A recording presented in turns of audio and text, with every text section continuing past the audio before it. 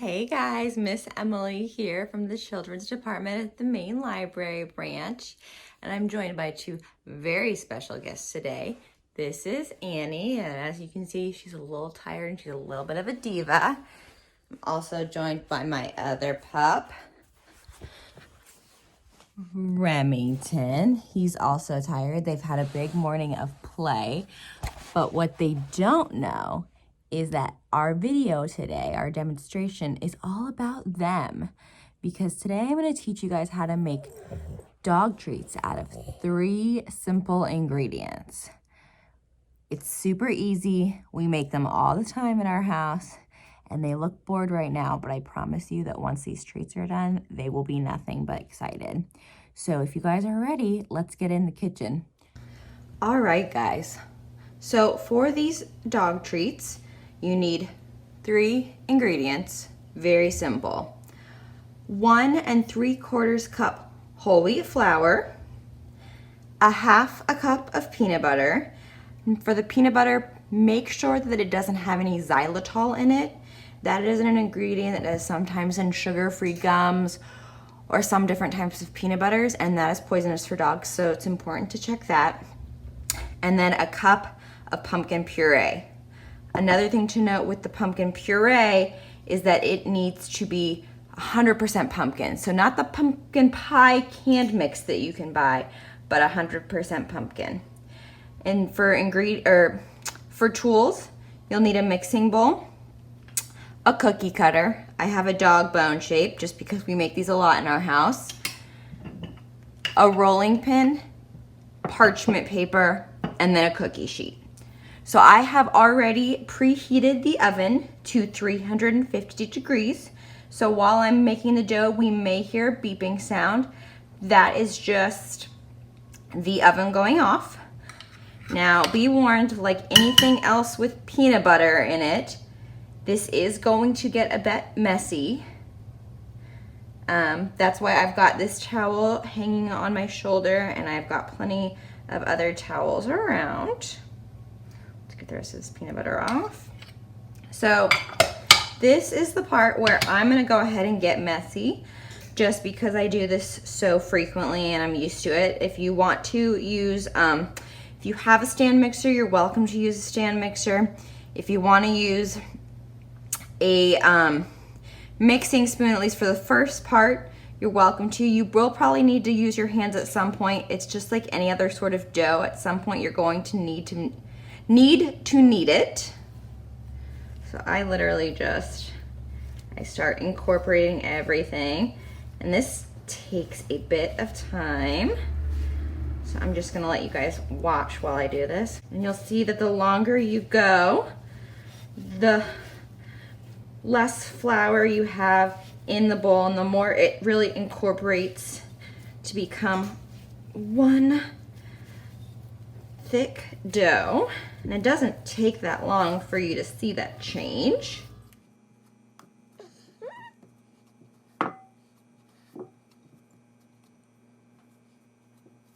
So there we go. Not too long at all. And you've got that dough ready.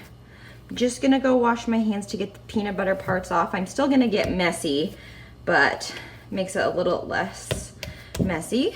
So give me just a second. I'm just gonna set the bowl to the side. So the next step is gonna be to roll the dough out.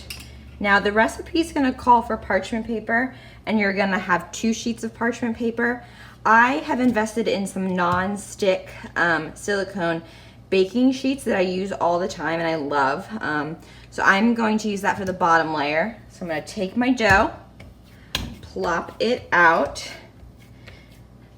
put this parchment paper on top, and then you're gonna roll the dough out till it's about 1/4 inch in thickness.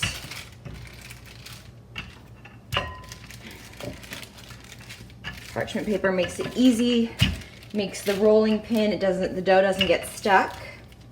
I'm gonna cut her down that. And then I always remove the dough around it. I put it back in the bowl.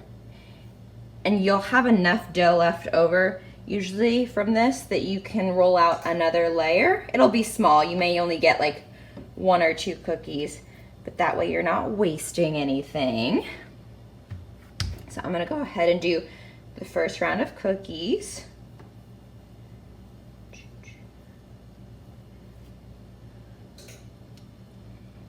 The end parts are actually a little bit thinner than I would like, so I'm just gonna cut from the middle for right now, and then we'll re-roll with that leftover dough and get the thickness that we want. You gotta make sure that they're not too thin, because if they do, when you bake them and take them out of the oven, they will break apart. You know, dogs are great people to bake for, especially when you're just learning to bake, because they're not gonna complain if it's not a perfect shape. They just like the taste, which is why if you don't have a bone cookie cutter, you can just use a cup and make round cookie shapes. That's not a problem. You may want to test this recipe out with your dogs. Good news is if they don't like this one, there are so many dog recipes on the internet for dog treats that you can find. Maybe your dogs don't like pumpkin. Banana is often used. Sometimes we use oats in our house. Dog treats are actually, for the most part, pretty simple to make. So I've cut out my first layer and I've nearly filled my cookie sheet. So what I'm gonna do now is I'm gonna take that, this is the remaining dough, and you'll see there's still quite a bit. So I kind of knead it just to make it, instead of bits and pieces of dough, just to make it one continuous mass. Just takes a quick second. And then I'm just gonna do that parchment paper again. I'm gonna make it a little thicker this time. And you're gonna see this parchment paper, I mean, it makes it so much easier. And this is a great tip to use in any kind of dough, cookie dough that you're cutting out. There's our oven, so our oven is ready to go. So I'm just gonna fill this cookie sheet really quickly.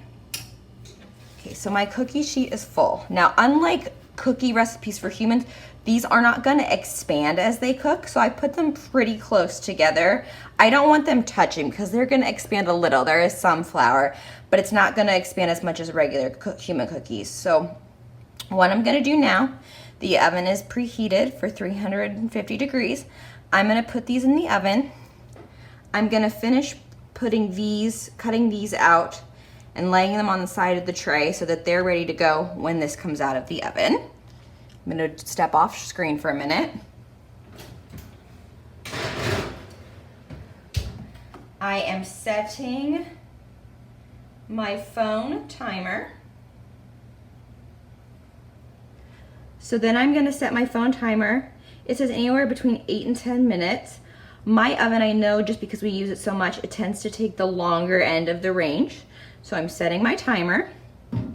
I'm grabbing a plate so that when the cookies come out of the oven, I can let them cool on this plate before giving Annie and Remington some, or before I put them away, and that way I can reuse the cookie sheet that I'm using. So what I'm doing now is I'm getting these bone shapes ready so that once that 8 to 10 minutes is up, I can take the cookies that are on the cookie sheet right now